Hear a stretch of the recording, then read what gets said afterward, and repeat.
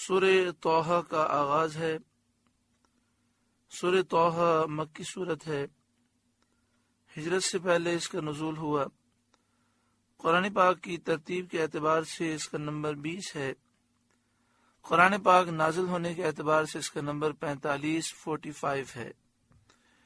اس میں 135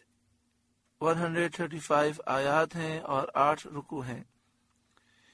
1641 کلمات ہیں اور 5242 حروف ہیں۔ طٰہٰ یہ حروف مقطعات میں سے ہے۔ اس کے کیا معنی ہے اللہ تعالیٰ جانتا ہے، اللہ کی عطا سے اس کے محبوب جانتے ہیں۔ ایک روایت میں یہ ہے کہ طٰہٰ اور یاسین یہ دونوں حروف مقطعات جو ہیں یہ نبی اکرم صلی اللہ علیہ وآلہ وسلم کے نام ہیں۔ اعلیٰ حضرت امام اہل سنت فرماتے ہیں کہ نبی اکرم صلی اللہ علیہ وآلہ وسلم کے جو اسماء ہیں، نام ہیں، ان میں سے بعض نام نبی اکرم صلی اللہ علیہ وآلہ وسلم کے ساتھ خاص ہیں، اور بعض نام وہ ہیں جو حضور کی محبت میں ہم اپنے بچوں کے وہ نام رکھ سکتے ہیں۔ اعلیٰ حضرت فرماتے ہیں کہ طٰہٰ اور یاسین چونکہ حروف مقطعات ہیں، ان کے کیا معنی ہیں ہم جانتے نہیں ہیں، اور یہ نام ہے نبی اکرم صلی اللہ علیہ وآلہ وسلم کے۔ اب ہمیں نہیں معلوم کہ یہ کن ناموں میں سے ہیں۔ ان ناموں پر ہمارے بچوں کا نام رکھنا درست ہے یا نہیں ہے، تو لہذا اعلیٰ حضرت امام اہل سنت امام احمد رضا علیہ رحمہ نے طٰہٰ اور یاسین نام رکھنے سے منع فرمایا۔ اگر برکت حاصل کرنے کے لیے نام رکھنا چاہیں تو طریقہ یہ ہے کہ غلام طٰہٰ، غلام یاسین نام رکھا جائے۔ بسم اللہ الرحمن الرحیم، اللہ کے نام سے شروع جو نہایت مہربان رحم والا۔ طٰہٰ حروف مقطعات ہیں جن کے معنی اللہ جانتا ہے اور اللہ کی عطا سے اس کے محبوب جانتے ہیں۔ ما انزلنا علیک القرآن لتشقی، اے محبوب ہم نے آپ پر یہ قرآن اس لیے نہ اتارا کہ آپ مشقت میں پڑھیں۔ سید عالم صلی اللہ علیہ وآلہ وسلم عبادت میں بہت جہد فرماتے تھے اور بڑی مشقت اٹھاتے، تمام رات قیام میں گزارتے، یہاں تک کہ قدم مبارک ورم کر آتے۔ اس پر آیت کریمہ نازل ہوئی اور جبریل امین علیہ السلام نے حاضر ہو کر اللہ کے حکم سے عرض کیا کہ اپنی جان پاک کو، نفس پاک کو کچھ راحت دیجیے، آرام دیجیے، اس کا بھی حق ہے۔ ایک قول یہ بھی ہے کہ سید عالم صلی اللہ علیہ وآلہ وسلم لوگوں کے کفر اور ان کے ایمان سے محروم رہنے پر بہت زیادہ متاسف اور متحسر رہتے تھے، بہت زیادہ افسوس کرتے تھے، دل مبارک پر، خاطر مبارک پر اس سبب سے، اس وجہ سے رنج و ملال رہا کرتا تھا۔ اس آیت میں فرمایا گیا کہ آپ رنج و ملال کی کوفت تکلیف نہ اٹھائیں۔ قرآن پاک آپ کی مشقت کے لیے نازل نہیں کیا گیا ہے۔ الا تذکرۃ لمن یخشی، ہاں یہ قرآن اس کو نصیحت ہے جو ڈر رکھتا ہے، یعنی جس کے دل میں اللہ کا خوف ہے وہ قرآن پاک سے نفع اٹھائے گا اور ہدایت پائے گا۔ تنزیلا ممن خلق الارض والسماوات العلی، اس کا اتارا ہوا جس نے زمین اور اونچے آسمان بنائے، یعنی یہ قرآن پاک اس رب نے اتارا ہے جس نے یہ زمین پیدا کی، یہ اونچے اونچے آسمان بنائے۔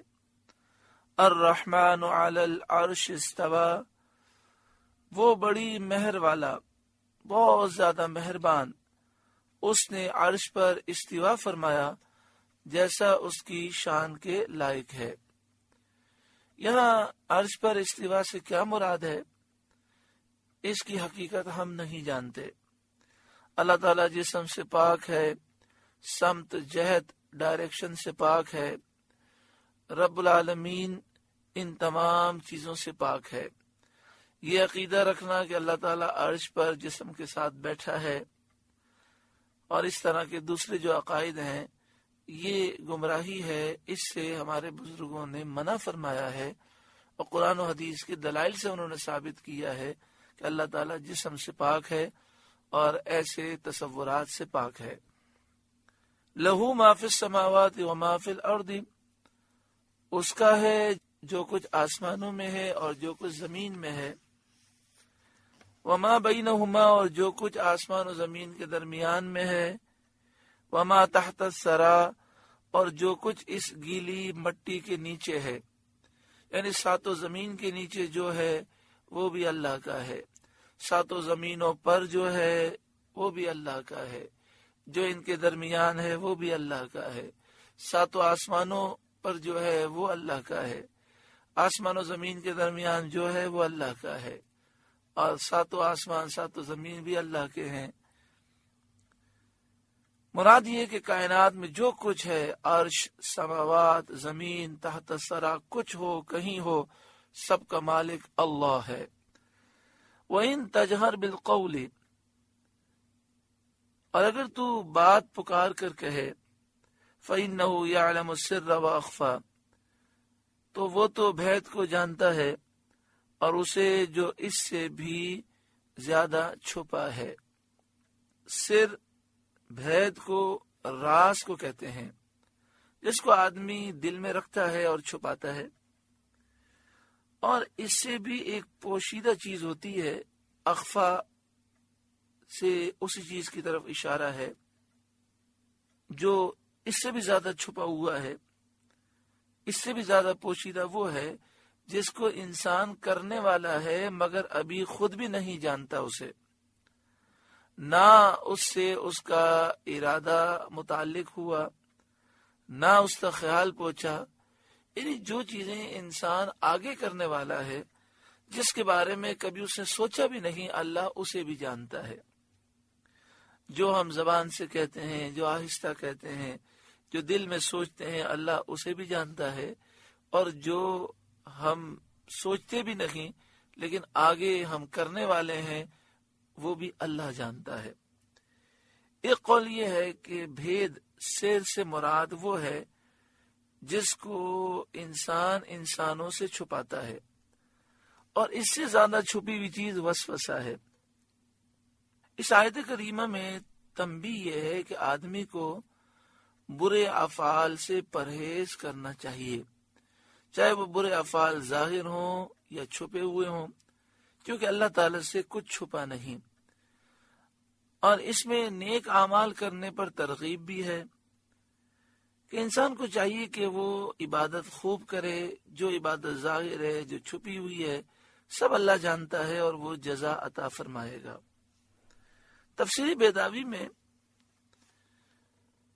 یہ فرمایا کہ وَإِن تَجْهَرْ بِالْقَوْلِ، اور اگر تو بات پکار کر کہے، تو انہوں نے کہا یہاں بات سے مراد دعا ہے اور ذکر الہی ہے۔ اس آیت میں اس پر تنبیہ کی گئی کہ ذکر و دعا میں بلند آواز سے کرنا اللہ تعالیٰ کو سنانے کے لیے نہیں ہے، بلکہ ذکر کو نفس میں راسخ کرنے اور نفس کو غیر کے ساتھ مشغولی سے روکنے اور باز رکھنے کے لیے ہے۔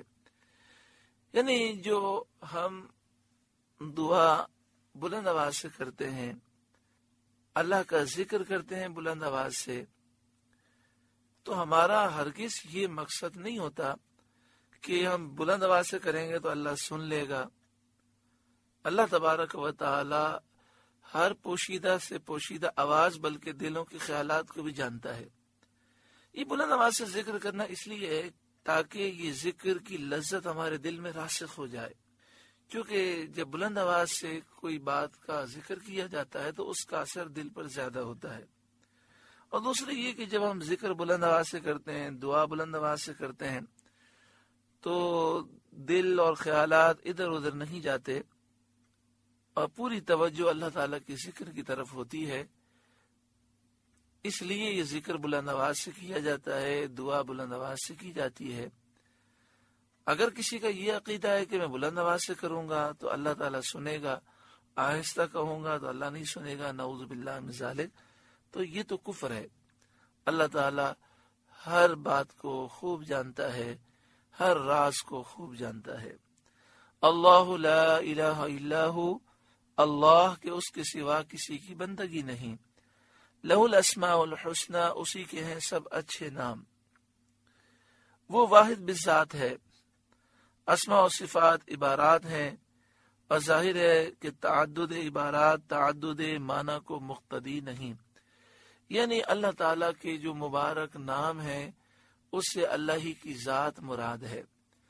اللہ حلیم بھی ہے، رحمان بھی ہے، رحیم بھی ہے، سب اسی کے نام ہیں۔ ایسا نہیں کہ رحمان الگ ذات ہے، رحیم الگ ذات ہے، ذات ایک ہی ہے، اللہ وحدہ لا شریک، اور یہ اسی کے پیارے پیارے نام ہیں۔ لہ الاسماء الحسنی، اسی کے ہیں سب اچھے نام۔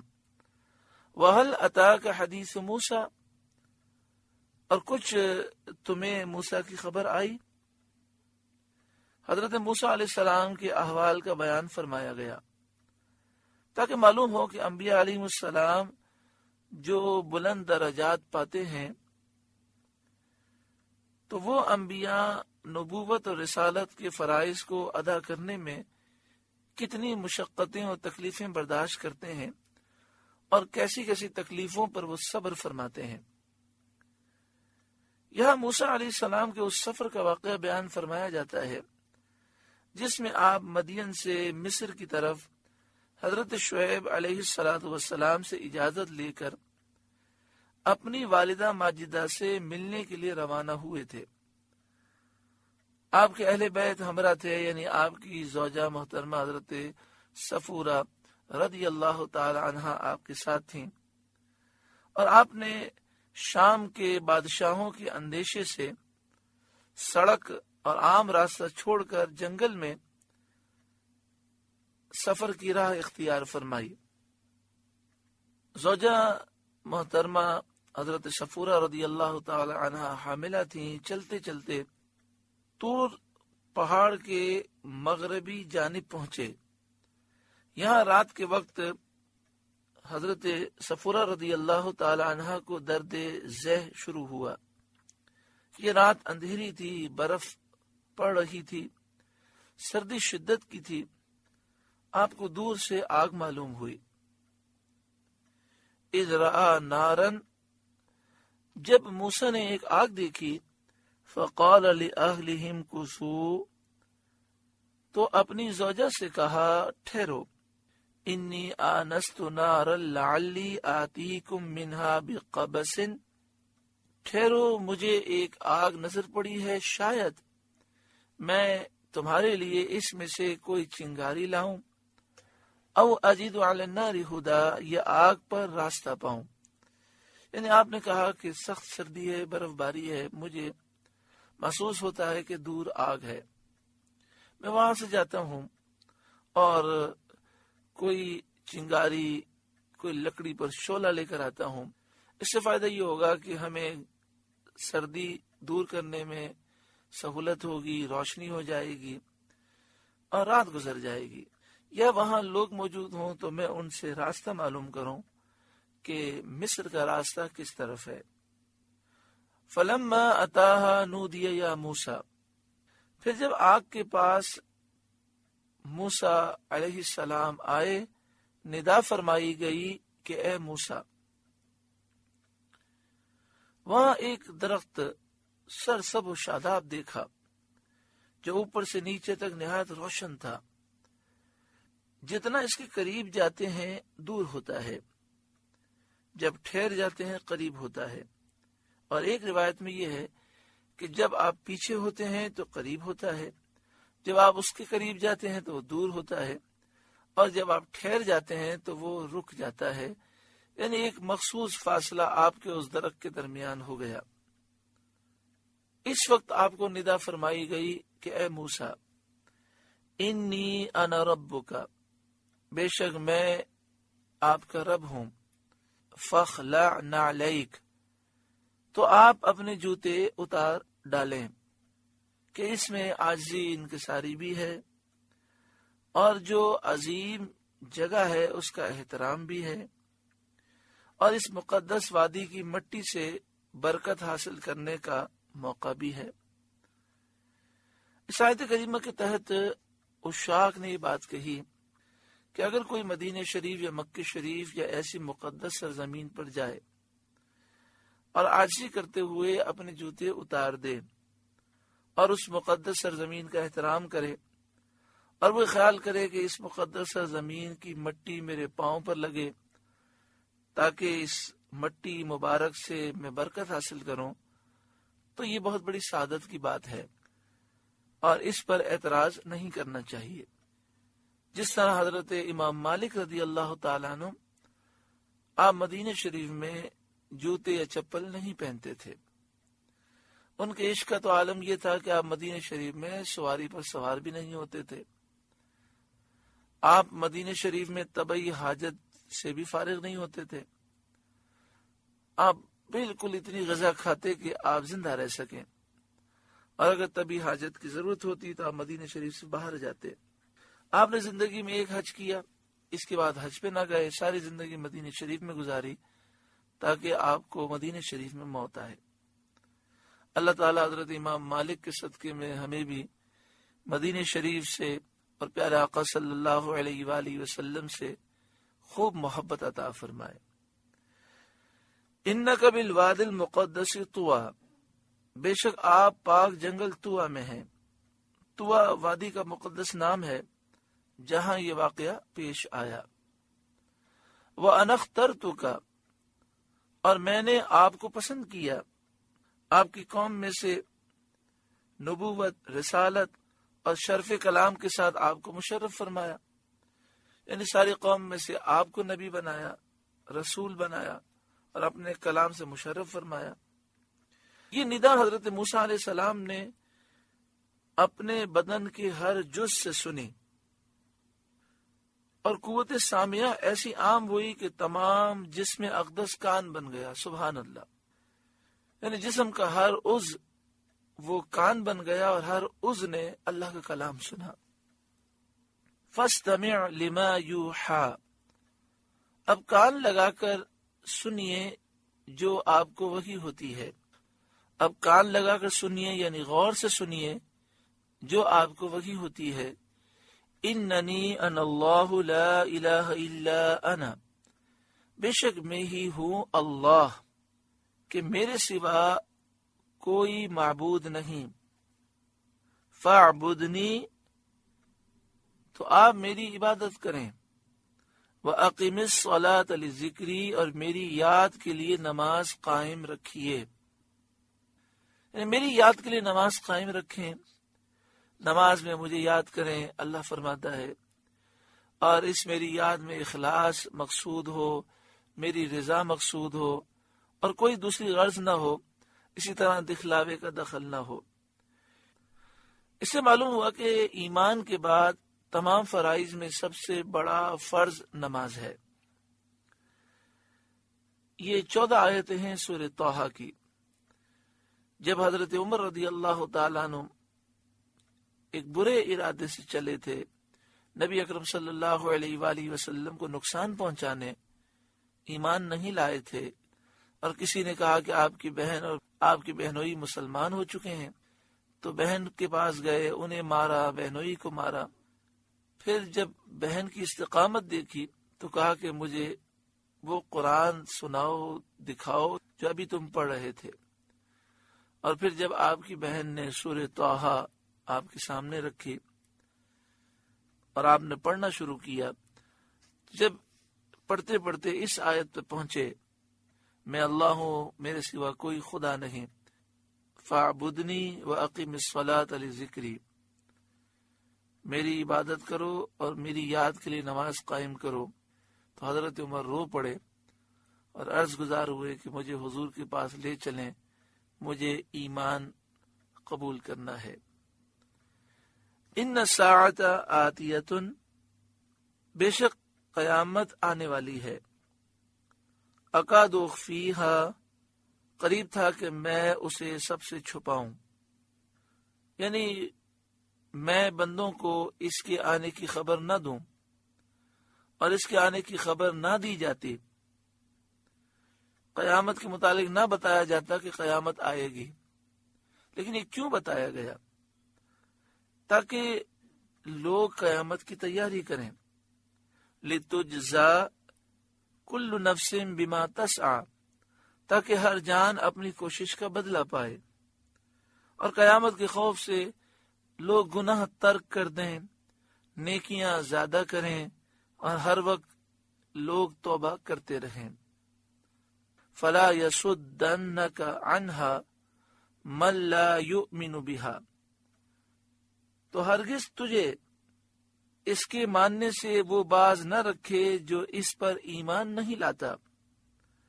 وَاتَّبَعَ هَوَاهُ، اور اپنی خواہش کے پیچھے چلا. فَتَرْدَى، پھر تو ہلاک ہو جائے. یا موسیٰ علیہ السلام کی امت سے خطاب ہے. خطاب بظاہر حضرت موسیٰ علیہ السلام سے ہے، مراد اس سے آپ کی امت ہے. فلا یصدنک، یعنی اے موسیٰ آپ یہ پیغام اپنی امت کے ہر فرد کو دے دیں کہ اس بات کو ماننے سے وہ ظالم تمہیں دور نہ رکھے جو ظالم اس پر ایمان نہیں لاتا. تم اس ظالم کی باتوں میں نہ آنا. وہ ظالم جو اپنی خواہشات کے پیچھے چلا، اگر تم اس کی بات مانو گے تو تم برباد ہو جاؤ گے. وما تلک بیمینک یا موسیٰ، اور یہ آپ کے سیدھے ہاتھ میں کیا ہے اے موسیٰ؟ اس سوال کی حکمت یہ ہے کہ حضرت موسیٰ علیہ السلام اپنے عصا کو دیکھ لیں اور یہ بات دل میں خوب پختہ ہو جائے کہ یہ عصا ہے، تاکہ جس وقت وہ سانپ کی شکل میں ہو تو آپ کے دل مبارک پر کوئی پریشانی نہ ہو. یا یہ حکمت ہے کہ حضرت موسیٰ علیہ السلام کو مانوس کیا جائے تاکہ ہیبت مکالمت کا اثر کم ہو. اللہ تعالیٰ سے ہم کلام ہو رکھے تھے تو جو ہیبت تھی، ہیبت مکالمت، اس کا اثر کم ہو، اور اس طرح آپ کو مانوس کیا جائے، اس لیے سوال کیا گیا.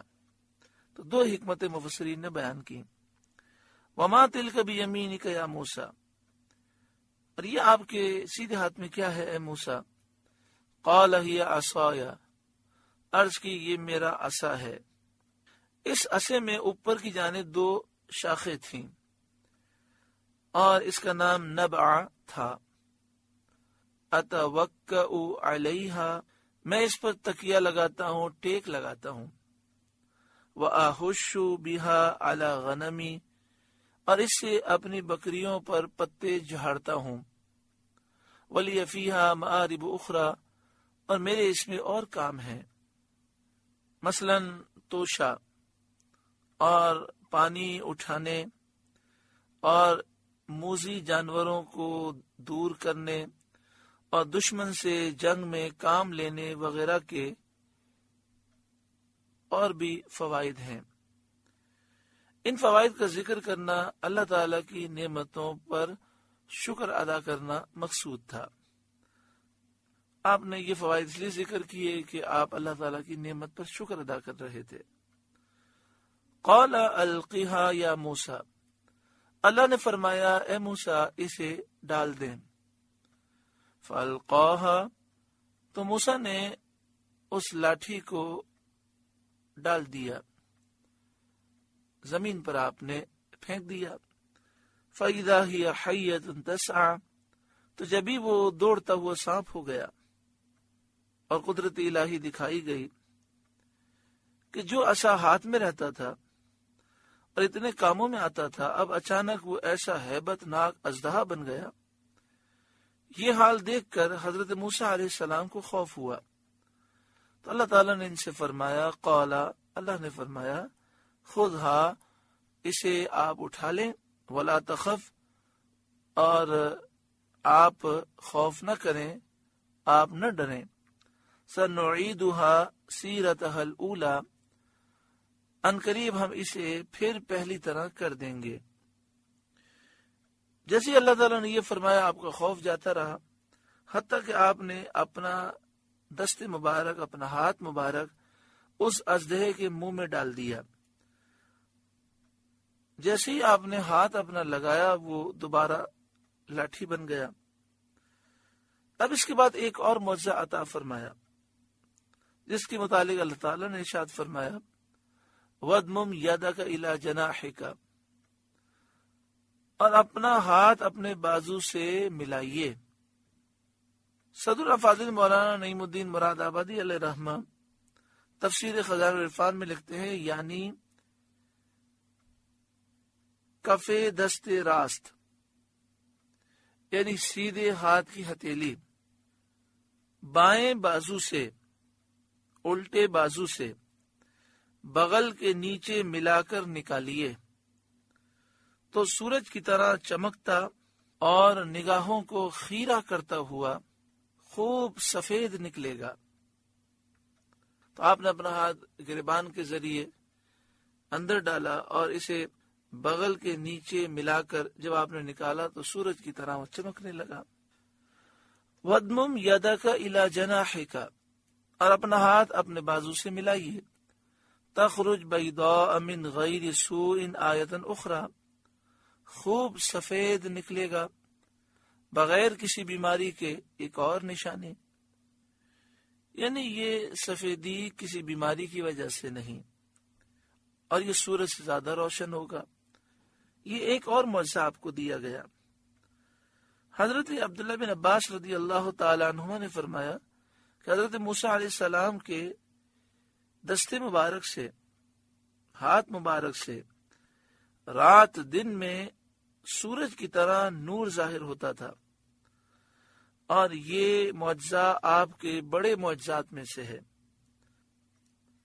حضرت صدر الافاضل مولانا نعیم الدین مراد آبادی علیہ رحمہ لکھتے ہیں، جب آپ دوبارہ اپنا دستے مبارک بغل کے نیچے رکھ کر بازو سے ملاتے تو وہ دستے اقدس پہلی حالت پر آ جاتا، یعنی آپ ایک دفعہ بغل سے ملا کر نکالتے تو روشن ہو جاتا، پھر دوبارہ ملا کر نکالتے تو وہ پہلے جیسا ہو جاتا۔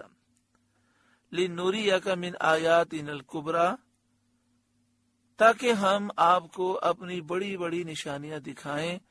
اذهب الى فرعون انه طغى، فرعون کے پاس آپ جائیے، فرعون نے سر اٹھایا، سرکشی کی، وہ کفر میں حد سے گزر گیا اور خدا ہونے کا دعویٰ کرنے لگا۔